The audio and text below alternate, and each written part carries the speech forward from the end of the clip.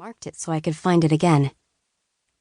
Standing alone on the mountaintop, it is easy to realize that whatever special nests we make, leaves and moss like the marmots and birds, or tents or piled stone, we all dwell in a house of one room, the world with the firmament for its roof, and are sailing the celestial spaces without leaving any track.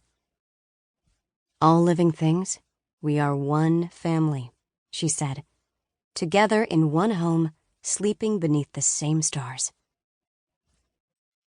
With my pinky finger, I petted the illustrated black bears hiding in the forest trees on the cover. I did not know then what first edition meant. Joellen put her hand on my head and made me look up at her. Muriel, do you understand? Not that day, but Joellen planted the seed of Muir's wisdom that grew into the truth that comforts me now. He lived nearly all his life more at home outside than in, and I understand why. Every house I live in smells different. The rules and beds and people are never the same. But one walk outside and I am always home, beneath the same sky. Alone is not lonely. Nothing to miss, nothing and no one to wish or search for. John Muir set me free. He walked thousands of miles over mountain ranges and forded rivers, slept in trees and deserts and forests, and carried with him only a washcloth, a bar of soap, a loaf of bread, a compass, and, oddly, a stack of heavy books he felt were as vital as the bread, which I think is ridiculous. So I see his books and raise him one library card. But as Muir loved Thoreau, I love Muir. So every move to each new house, I pack the wilderness world in with the socks. Socks are important. Warm, dry feet are key to movement and therefore to freedom. Socks are packed, pressed flat together and rolled tight, like well-made sushi.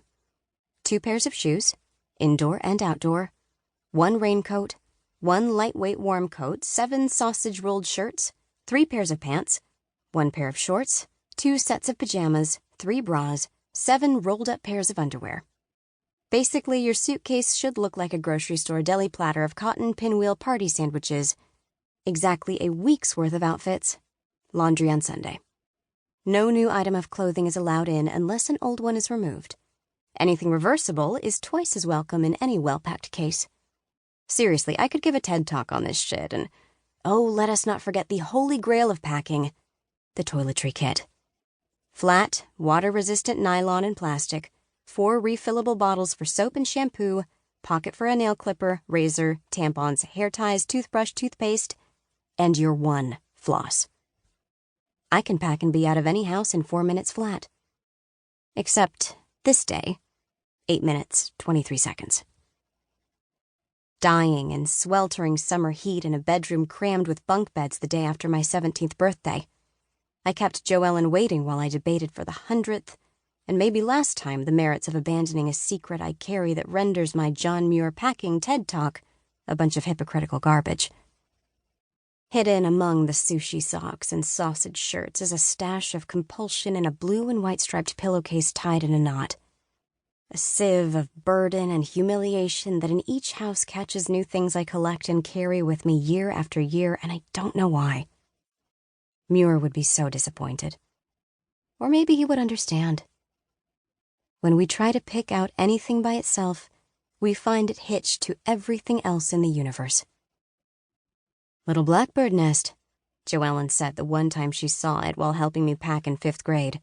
I rushed to hide it. Not everything has to be useful to be loved, she said. In my experience, that's debatable. Besides, these things I carry are not loved. A ship does not love the barnacles clinging to its hull. Still, even on this August day, I could not bear to let them go. I held the bag of worthless loot and agonized until Zola, the small girl who'd slept in the bunk beneath mine for the last few months, came in. Here, she said, and put a small metal thing in my hand, an Allen wrench. In case you get lonely, she said. Okay? I nodded.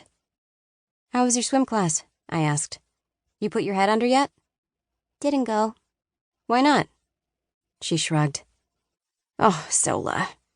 I sat on the bed. You have to remind her.